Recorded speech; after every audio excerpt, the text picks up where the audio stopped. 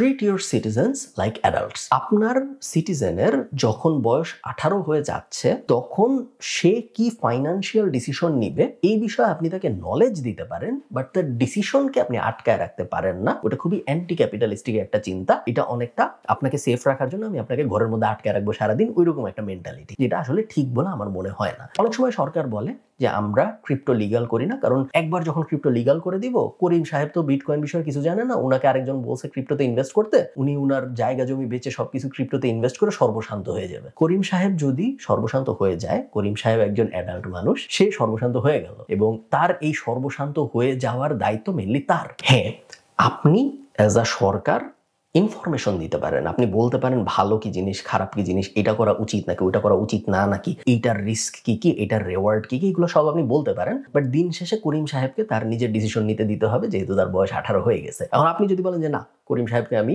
Decision নিতে দিব না, করিম সাহেবের যেন ডিসিশন নিতে না পারে, এটা আমি তারা আটকায় রাখবো, এইটা যদি হয় আপনার লজিক, এই সেম লজিক আপনার স্টক মার্কেটের ক্ষেত্রে অ্যাপ্লিকেবল হওয়া উচিত। বাংলাদেশ স্টক মার্কেট আমরা জানি খুব একটা আহামরি রিটার্ন দেয় এরকম জায়গা না।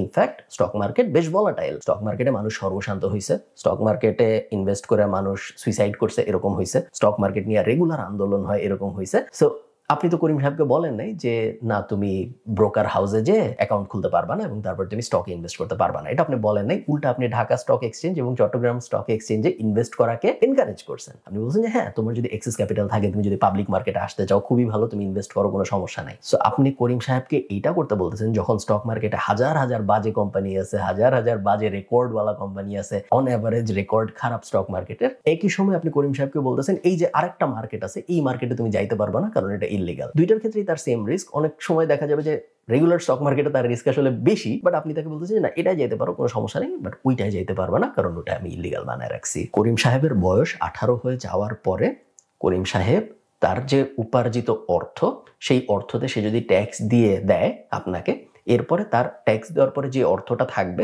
সেই অর্থটা সে যদি ক্রিপ্টোতে ইনভেস্ট করতে চায় তার করতে পারা উচিত, স্টকে ইনভেস্ট করতে চায় তার করতে পারা উচিত, তাতে আপনার আর কিছু যায় আসা উচিত না।